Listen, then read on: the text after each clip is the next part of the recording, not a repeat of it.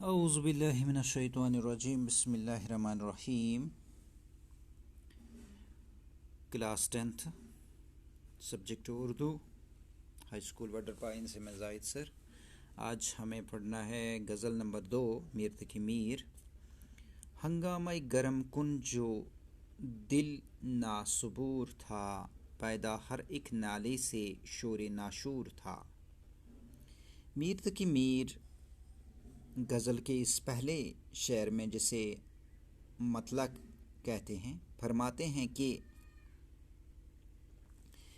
میرے بے صبر دل اس قدر بے چین ہے کہ فریاد اور آہوزاری میں حد سے بڑھ گیا ہے، اور میری ہر فریاد سے قیامت جیسا شور پیدا ہوتا ہے، یعنی بہت زیادہ شور پیدا ہوتا ہے۔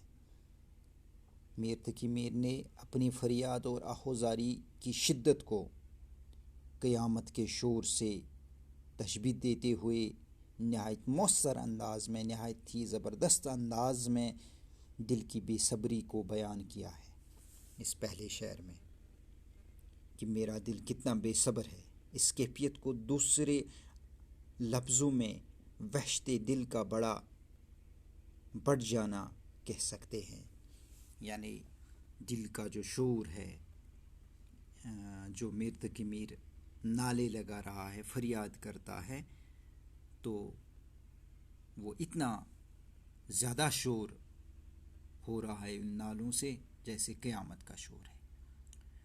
پہنچا جو آپ کو تو میں پہنچا خدا تئیں، معلوم اب ہوا کہ بہت میں بھی دور تھا۔ تو میر تقی میر اس دوسرے شعر میں فرماتے ہیں کہ جب میں اپنے آپ سے دور تھا، یعنی خود کو پہچانتا نہیں تھا، پہنچا جو آپ کو، یعنی اپنے آپ کو جب میں نے پہچانا، جب میں نہیں پہچانتا تھا تو میں نے خدا سے بھی بہت دور تھا۔ خدا کو پہچاننے کے لیے مجھے پہلے اپنے آپ کو پہچاننے کی ضرورت ہے۔ اپنے آپ کو پہچان کر گویا میں خدا کو پہچان گیا ہوں۔ مراد یہ کہ جب تک انسان اپنے آپ کو نہیں پہچانتا، وہ خدا کو نہیں پہچان سکتا۔ یعنی اس شعر میں قرآن کی اس آیت کا ترجمہ کہہ سکتے ہیں، اشارہ ہے، من عرف نفسہ عرف ربہ، اس شعر میں ہے۔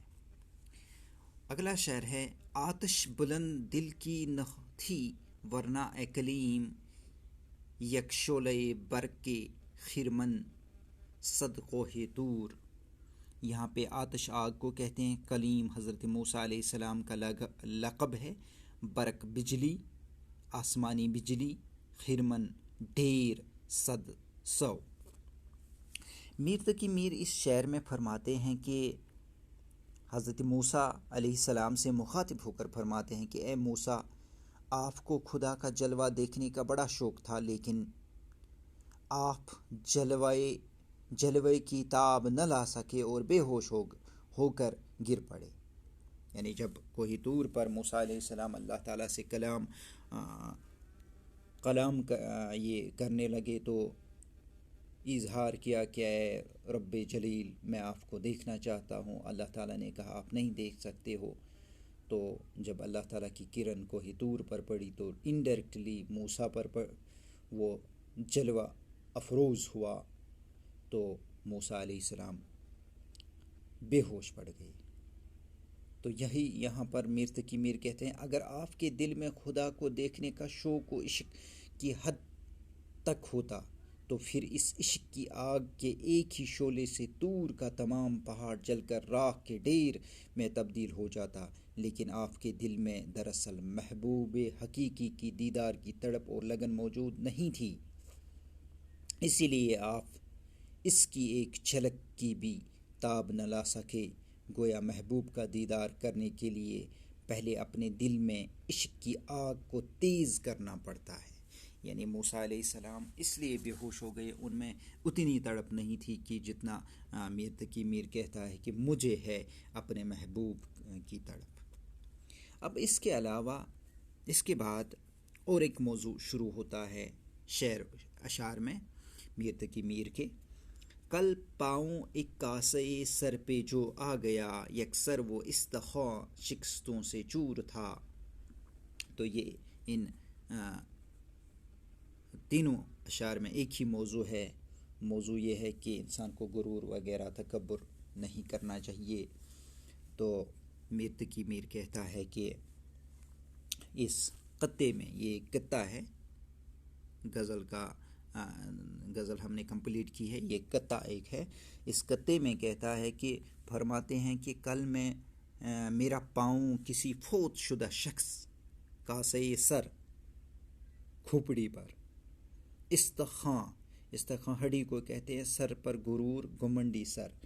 تو استخوان پر جب پڑا، پاؤں کسی فوت شدہ انسان کے سر کی کھوپڑی پر پڑا تو وہ کھوپڑی یعنی وہ ہڈی بالکل چور تھی، بالکل چکا چور، چکنا چور ہو گئی تھی، بوسیدہ ہو گئی تھی. اس نے مجھے مخاطب ہو کر کہا، اے انسان، اے بے خبر انسان، ذرا دیکھ کر چل. آج مجھے روند کر چلے گئے، لیکن تم کیوں بھول گئے کہ ایک دن میں بھی کسی کے جیتے جاگتے انسان کے سر کی عزت تھی. آج اگر وہ سر خاک میں مل گیا، تم اس سے روندے چلے جا رہے ہو، تو یہ بھی سوچو کہ کل تمہارے سر کی کھوپڑی بھی میری طرح خاک میں پڑی ہوگی اور لوگ اس سے بھی اپنے پاؤں تلے روندتے چلے جائیں گے. شاعر کی مراد یہ ہے کہ انسان کو اپنی ناپائیداری اور زندگی پر غرور نہیں کرنا چاہیے، اور زندگی کے عبرتناک انجام کو ہر وقت ملحوظ خاطر رکھنا چاہیے. انسان کی زندگی اور عزت و شہرت ہمیشہ رہنے والی نہیں ہے، اس بات کی ہر وقت یاد رکھنی چاہیے. تو تھا وہ رشک حور بہشتی ہمیں میں میر سمجھ نہ ہم تو فہم کا اپنی قصور تھا. تو مشکل الفاظ کچھ ہے اس آخری شعر میں. تو حور بہشت جنت کی حور، فہم عقل دانش قصور، غلطی خطا. تو شاعر یعنی میر تقی میر اپنے محبوب کی تعریف کرتے ہوئے فرماتے کہ حسین و جمیل محبوب ہم میں جنت کی حور کی مانند تھا، یعنی وہ جنت کا باشندہ ہماری اس دنیا میں موجود تھا. اگر ہم یہ بات نہ سمجھ سکے تو اپنی کم عقلی تھی. گویا حور جیسا خوبصورت اور دلربا محبوب جنت سے اس دنیا میں آیا تھا، کیونکہ اس قدر حسین و جمیل اور دلکش محبوب اس دنیا میں تو نہیں ہو سکا. لیکن جب وہ پاس تھا تب ہم یہ بات نہیں سمجھ سکے. اب جب کہ وہ پاس نہیں ہے تو اب یہ بات سمجھ میں آئی. تو امید ہے کہ آپ کو یہ غزل پسند آئی ہوگی اور سمجھ میں آئے گا. آپ اپنی کتاب سامنے رکھ کر میں نے جو تشریح کرنے کی کوشش کی ہے اس کو سمجھنے کی کوشش کریں، اور نوٹ بک پر بھی درج کریں، اور باقاعدہ طور کلاس کو لینا، اور کہیں شارٹیج نہ آ جائیں. السلام علیکم.